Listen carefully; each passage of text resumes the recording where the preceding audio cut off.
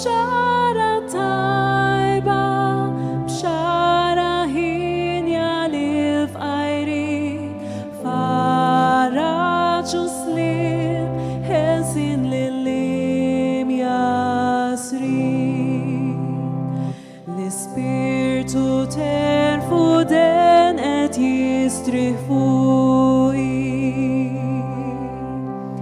et awaltriti twilaftit mudlama yatini an yajdida shnani bhedja libnedmin klimim lislim inshandar likulhat l'Espíritu ta courage et yistrifui hanati shita hayata twemmini yislifni الأواتيو بيش inshandar كل يمكن لصباح أخبار إسالتنا تا جسوب l'Espíritu ينزل فيا بذات الله بيش نهرب كل ما يفشكل طريق السوا نتجلد contra الحزن شيداناتي للأهرين للنهوب وللناتيجي l'Espíritu collu paci istrifui pashmaratenak birisawab fia mishpomi lisenyani klim Jesu is salvator li fosnaji iferrah limnikti l'Espíritu talim habba yistrifui l'Espíritu ta Jesu et iheġġiġni mish bħalu nati ħajti qalbi nofri li bnedmin ħaj seħ jislim ikolna ferħdejjin.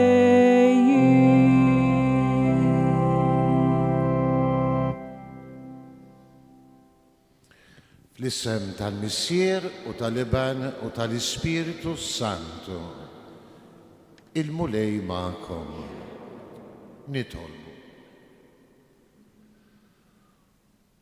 Mulej Missier qaddis bil-qawwa tal-isem ta' Ġesu fed-dejtana. Nitolbuk tikkonsagra l-għajnejn tagħna. Atina l-grazzja li jkunu dejjem għajnejn imdawlin mill-fidi. Qaddes lil-widnejna biex il-kelma tiegħek ma taqax fuq art nixfa, ma taqa' fuq art tajba, kapaċi tkabbar iż-żerrija ta' kelmtek u tagħmel frott abbondanti. Skont ir-rida tiegħek u bil-qawwa tal-Ispirtu Qaddis tiegħek. Amen.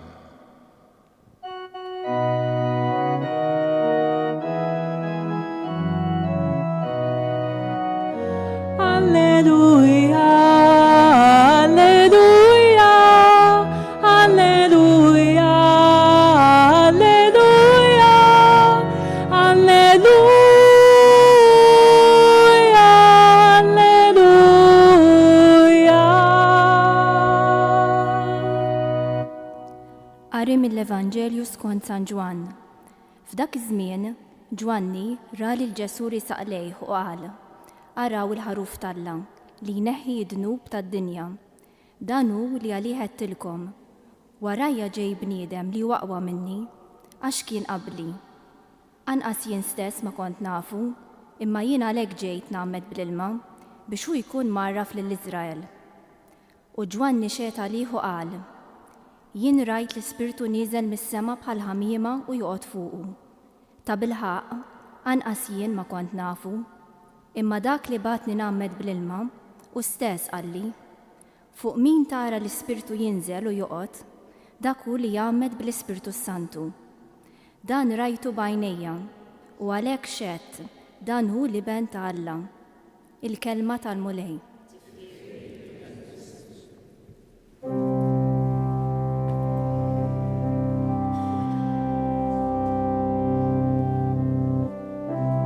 Worthy is the Lamb who was slain. Holy, holy is He.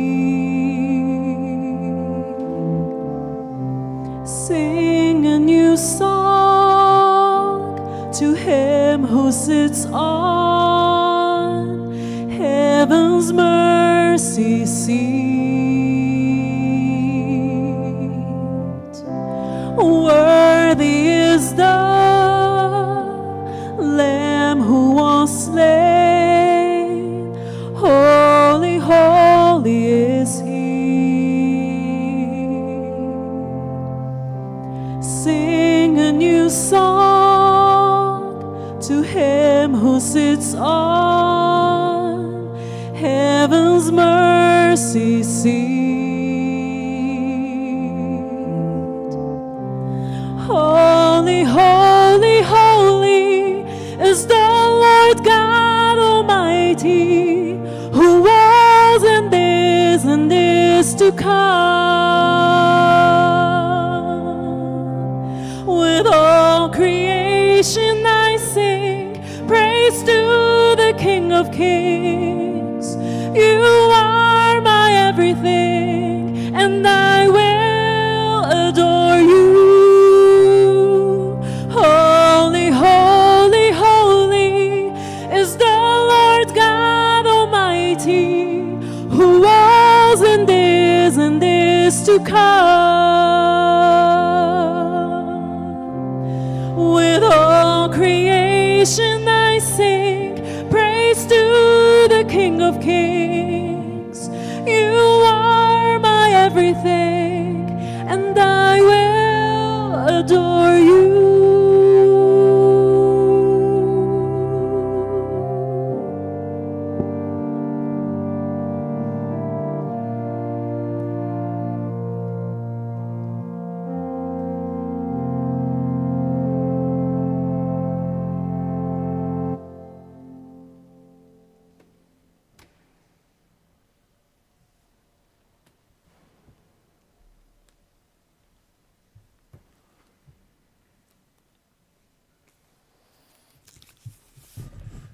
Intom tafu li aħna l-patrijiet għandna 3 studenti jistudjaw is-seminarju l-filosofija bħalissa t-tielet sena.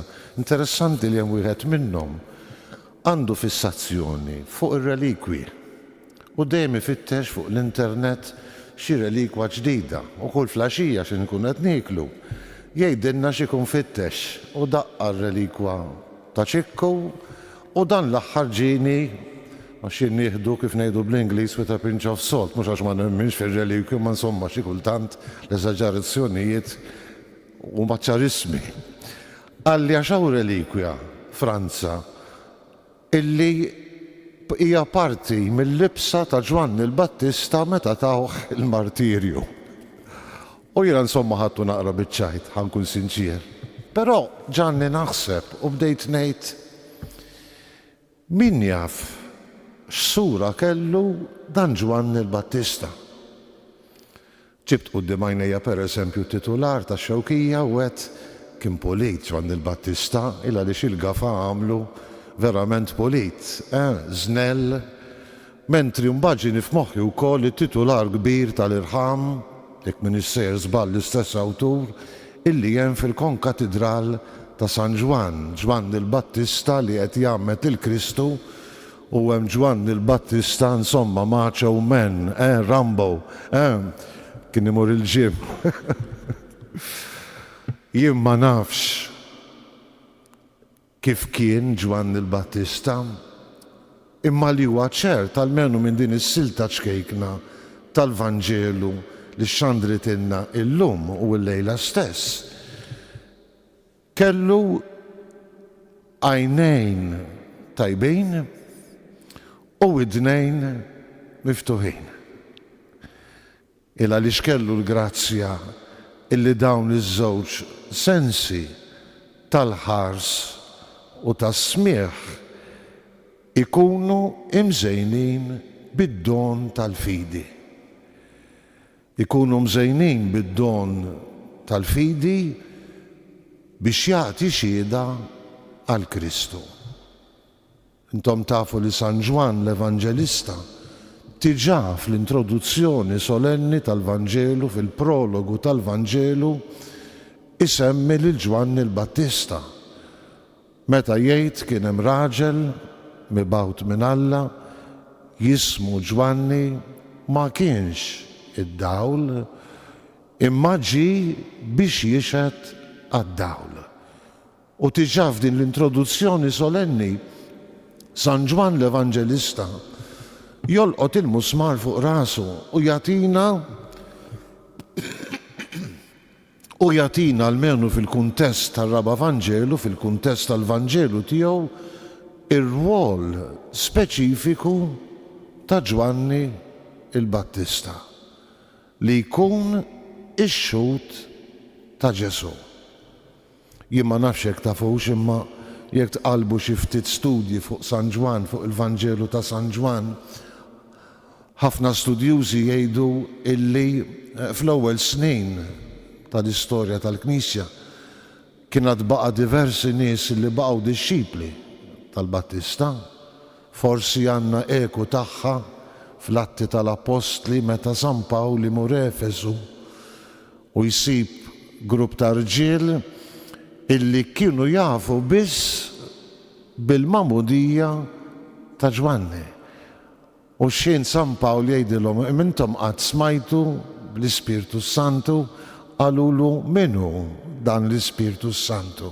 Hemm min jgħid illi propju f'din is-silta hemm eku ta' dawk illi ishom kienu jemmnu li l-Battista kien il-Messija imwiet u jekk forsi mhux it-twemmin li kien Messija mwiet li kien profeta verament kbir li kważi kważi joskura il-persuna ta' Ġesu. U għalhekk Ġwanni l-Evanġelista, ħanerġa' nirrepeti din l-idea, jinsisti fid-diversi siltiet, hemm 3-4 siltiet fejn isemmi l-Battista fil-Vanġelu tiegħu, illi r-rwol ta' Ġwanni kien illi jixhed għal Ġesu, juri min kien Ġesu. U kif għedtilkom din ix-xhieda hija bbażata fuq il-ħarsa ta' Ġwanni u anki fuq il-kapaċità ta' smigħ u smigħ bil-fidi. Smajnieh il-Vanġelu jibda propju Ġwanni ħares lejn Ġesu. Mbagħad għal 3 darbiet l-Evanġelista iġib lil Ġwanni jgħid jiena rajt l-Ispirtu nieżel fuqu bħal ħamiema. Jiena rajt li huwa liben ta' Alla. U juża anki is-smigħ, jien ma kontx naf minnu, imma dak li batni għalli hawn smigħ, dak li batni għalli fuq min tara l-Ispirtu nieżel dak huwa il-mażul ta' Alla. Ħannieqfu ftit fuq il-ħars l-ewwel, speċjalment dak il-vers li nsibu propju fil-bidu tal-Vanġelu meta l-Evanġelista b'mod sempliċi imma b'kostruzzjoni grammatikali illi jixtieq li tkun rivelazzjoni juri minnu Ġesu, jikteb Ġwanni ra lil Ġesu riesa leħ u qal araw il-ħaruf Talla li jneħħi id-dnub tad-dinja. Ġwanni ra lil Ġesu riesa leħ, l-ewwel element importanti tal-versett qasir, u qal it-tieni element importanti u mbagħad id-dikjarazzjoni. Ekku hawnnu araw il-ħaruf Talla li jneħħi id-dnub tad-dinja. Tgħiduli għaliex qed tinsisti fuq din il-kostruzzjoni fl-aħħar mill-aħħar grammatikali sempliċi ħafna. Il għaliex insubuha diversi drabi fl-Iskrittura. Tara, tgħid u mbagħad tiddikjara b'mod solenni.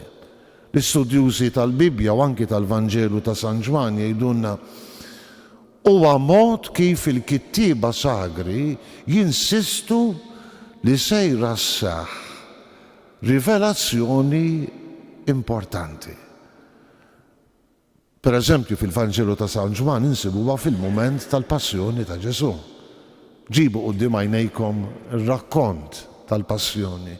Ġesu mislub, taħtu, taħt l-imsallab, taħt is-salib hemm Marija u d-dixxiplu il-maħbub.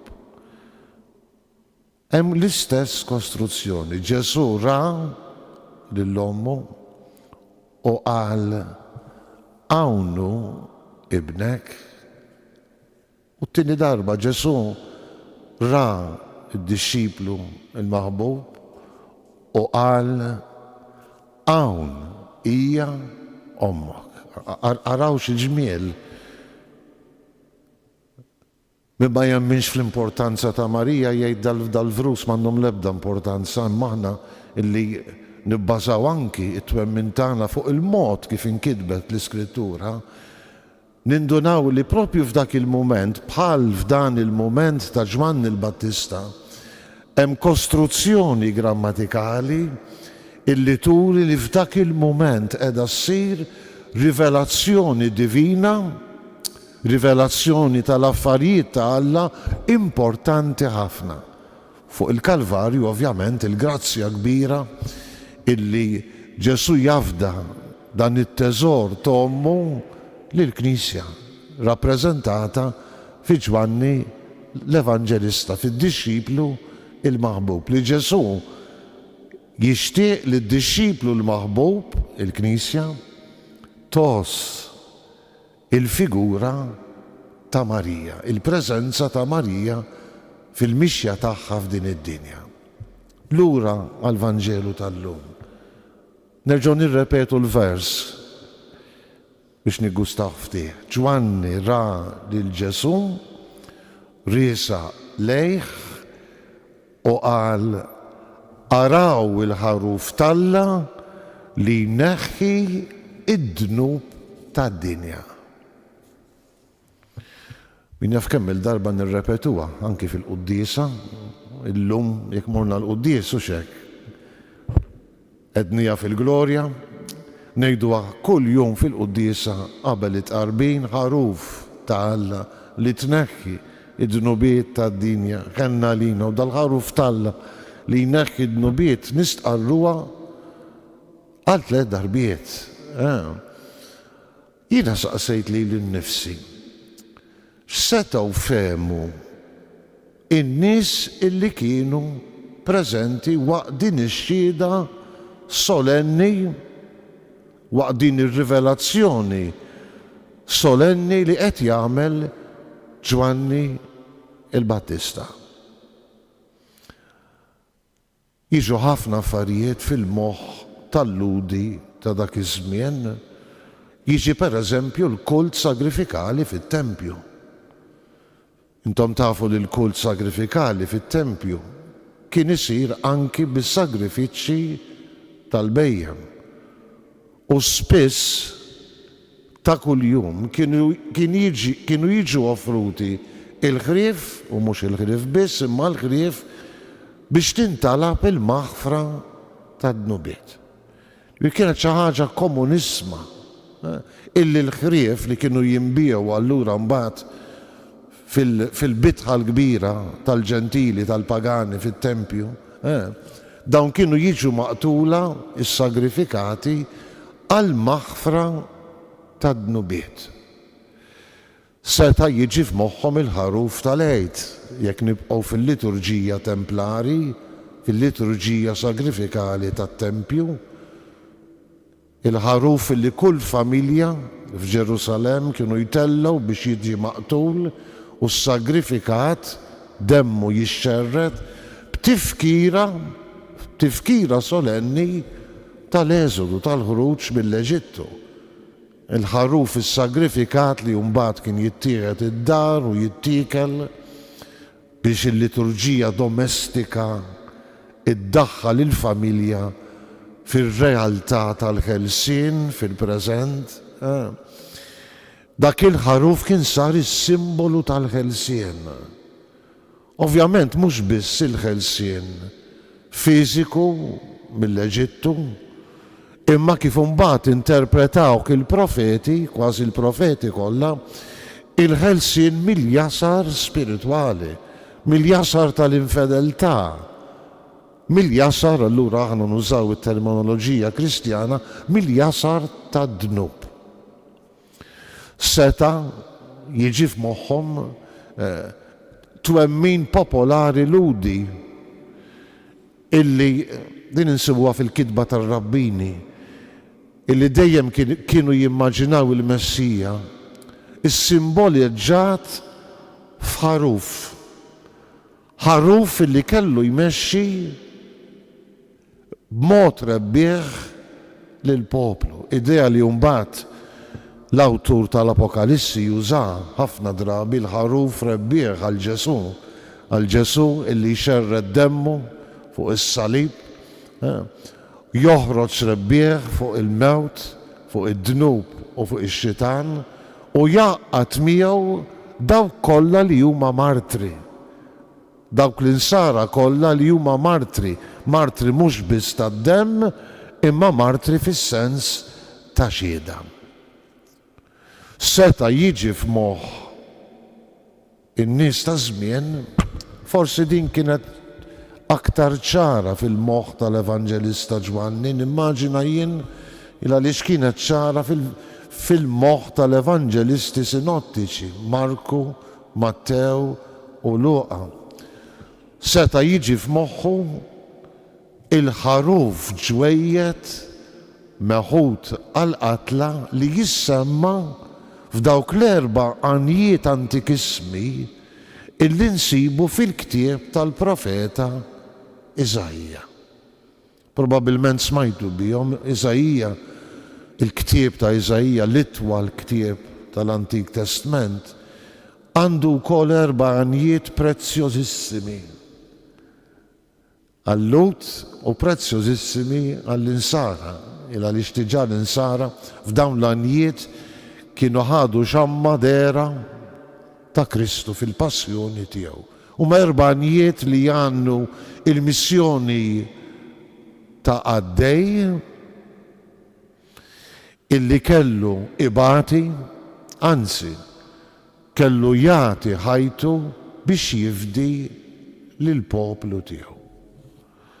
Min kellu f'moħħu Iżajja ma nafux biċ-ċert, min jgħid illi kellu f'moħħu il-fdal tal-poplu ta' Iżrael li bid-tbatija tiegħu kellu jkun sinjal ta' fidwa.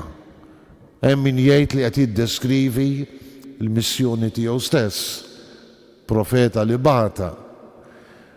Aħna ngħidu illi huma innijiet profetiċi, messjaniċi, għaliex fil-fatt jagħtuna dera ta' dak illi kellha tkun il-missjoni ta' Kristu u b'mod partikolari is-sagrifiċċju tiegħu fuq is-salib fuq il-Kalvarju li kellu mbagħad iwassal għal qawmien minn bejn l-imwiet. Din hija aktar probabbli u hemm diversi raġunijiet ta' għaliex il-kelma Aramajka għaddej talja hija l-istess kelma li tintuża għal kelma ħaruf. L-Aramajk jixbaħ ħafna lill-Ebrajk, lingwa semitika bħal Malti, vokabularju fqir ħafna, anki tagħna lingwa semitika, vokabularju fqir. Bil-fatt neqdew bil-Ingliż, bil-Franċiż, bil-Taljan biex nesprimu lil nafusna veru jew mhux veru. U l-istess l-Aramajk, il-lingwaġġ ta' żmien Ġesu, il-lingwa li kien jitkellem Ġesu, kelma waħda kienet kien jolqtu żewġ safar b'ġebla waħda, kienet tfisser għaddej, kienet tfisser ħaruf. Allura meta Ġwanni jixed, ix-xhieda tiegħu hija mhux qed neżaġera, hija solennissima. Araw il-ħaruf tal-Alla li jneħħi id-dnub tad-dinja. Jilmaħ f'Ġesu b'din id-dikjarazzjoni dak li mbagħad emnet il-Knisja tal-bidu.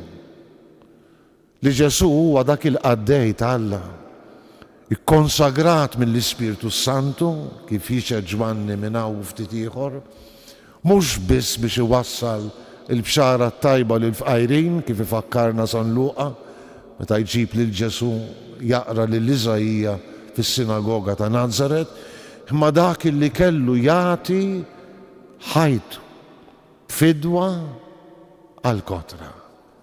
Dak li mbagħad Ġesu kellu jgħid lil Nikodemu bil-lejl fit-tielet kapitlu ta' San Ġwan għax Alla hekk ħabb lid-dinja li ta' lotja sagrifikali ta' mħabba li ta' lill-ibnu il-waħdini. Dak hu il-ħaruf tal-Alla illi jneħħi id-dnub tad-dinja. Ma Ġwanni jibqa' b'din il-ħarsa ta' fidi. Għaliex tixtivrus aktar l-isfel jgħid Ġwanni xehet għalih u qal jiena rajt l-Ispirtu nieżel mis-sema bħal ħamiema u joqgħod fuq. Kemm hi sabiħa. Rajt l-Ispirtu nieżel mis-sema bħal ħamiema u joqgħod fuq l-għajnejn tal-fidi. Ma rax sempliċi bniedem ħireġ mill-ilma, Ġwanni ma jsemmix il-mamudija b'mod dirett, imma b'mod indirett. Qed isemmija issa, qed jixhed għal dak li ra waqt il-mamudija ta' Ġesu. U nafu mill-Vanġeli sinottiċi illi l-Ispirtu niżel fuq forma ta' ħamiema u xekk, illi fl-Iskrittura jiġi interpretat bħala l-Ispirtu ta' Alla, l-Ispirtu ta' Alla l-imbierek. Jiena rajt, ma rax sempliċement bniedem u ħamiema u waqaf hemm, seta' waqaf hemm. Imma f'dak l-Ispirtu nieżel fuq Ġesu ħireġ mill-ilma, jara dak li kien ikkonsagrat minn Alla bil-qawwa tal-Ispirtu Santu. U għaw interessanti li mal-ħars jaqat ismiħ. Mal-ħars jaqat ismiħ. Ila li xiejt ta' bilħa anqas jien ma kont nafu, imma dak li batni nammed bl-ilma u stess għalli fuq min tara l-Ispirtu jinżel u joqgħod dak u li għammet bl-Ispirtu Santu. Xiġmiel? Mella il-ħarsa tal-fidi, però l-fidi għadon talla. Mhux hekk?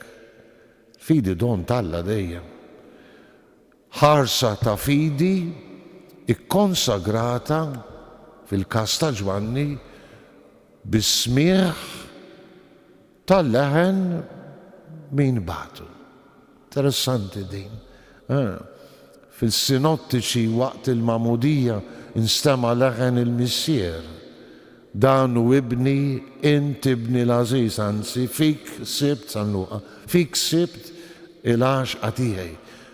San Ġwan u għal-Battista li jisma għawni il-widna tal-fidi, li jisma leħen il-missier, dak li batni, xmanni kien konvint li kien mibawt mill-missier, kien id-detika snin twal ta' żożija tiegħu jħejji ruħu għal-missjoni tiegħu. U jiena nemmen li f'dik is-solitudni ta' talb kien hemm is-solitudni ta' talb tiegħu kienet imsejsa mlaqma fis-smieħ tal-missier permezz tal-kelma miktuba. Għandna widna it-trejnjata allura tisma' il-leħen ta' Alla.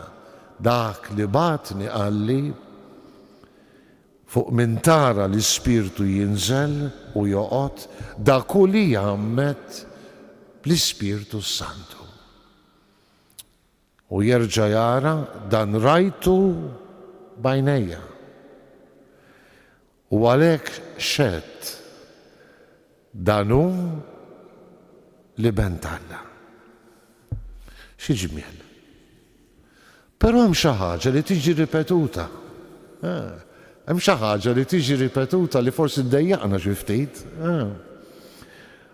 Meta għal darba darbtej Ġvanni jgħid anqas jien stess ma kont nafu.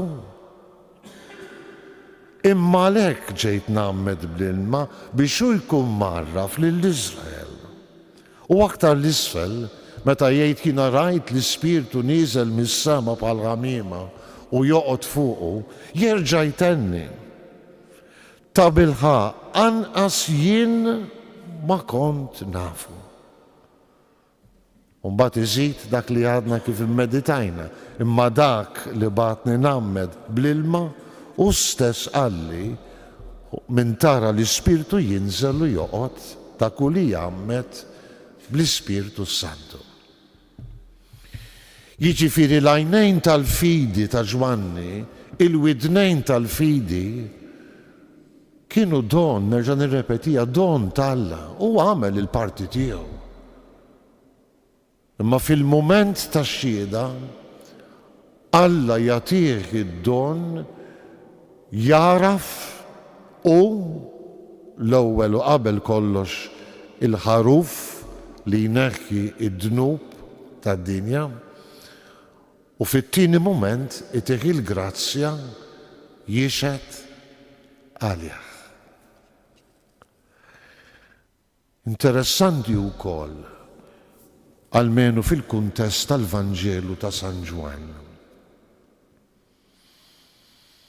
illi f'dan il-moment Ġvanni ma jsemmix min kien madwar Ġesu.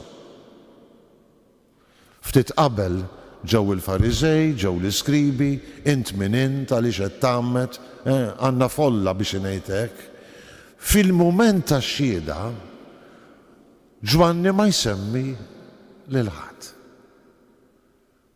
Allura jista' jkun li hawn qiegħed postna qrib Ġvanni li jħares bl-għajnejn tal-fidi, jisma' bil-widna mimlija fidi u jixhed lilna li dak Ġesu li forsi mhux dejjem verament inkunu nafuh u għatassew il-feddej tagħna, il-ħaruf tal-Alla li jneħħi id-dnubiet tad-dinja. Ġvanni mhux relikwja, Ġvanni mhux relikwi jrid Ġvanni l-Battista. Imma jrid dixxipli sprunati bl-għajnejn u bil-widnejn tal-fidi li kapaċi jistqarru lil Ġesu mhux biss bħala l-ħaruf tal-Alla, imma bħala verament li bent Alla magħmul bniedem għalina.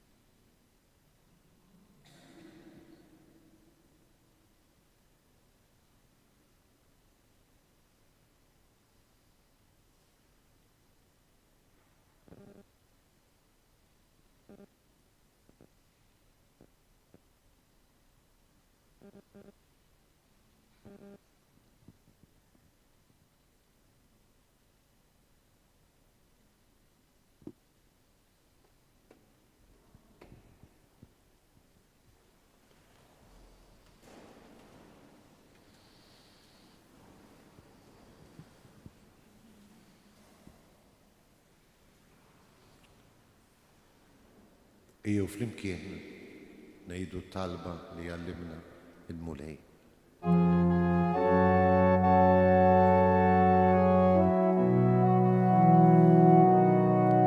Missirna li inti fis-smawiet jitqaddes l-isem tiegħek, jitqaddes l-isem tiegħek. Tiġi sant natek, ikun dak li trid inti, ikun dak li trid inti, fis-sema hekk da fl-art.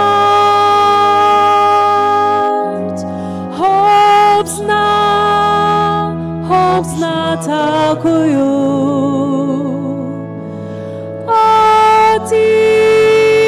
Atina l-lum.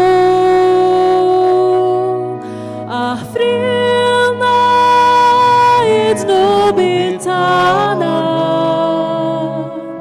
Aħfrilna id-dnubit tagħna. Bħalma aħna kol nafru lil min ħati għalina. La daħalniex fl-ebda tiġrib, iżda ħlisna minn kull deni. Missirna.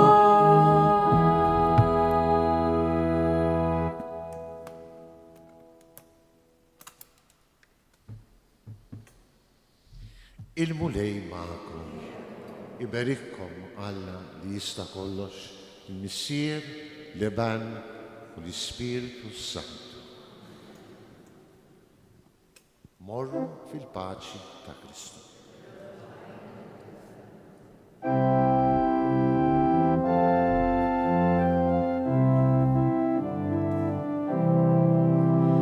Araw ximħabba qawwija għandu għalina l-Missier. Araw ximħabba qawwija għandu għalina l-Missier. Lilna isna bħala unit. Lilna isna bħala unit. Araw ximħabba qawwija għandu għalina l-Missier. Araw ximħabba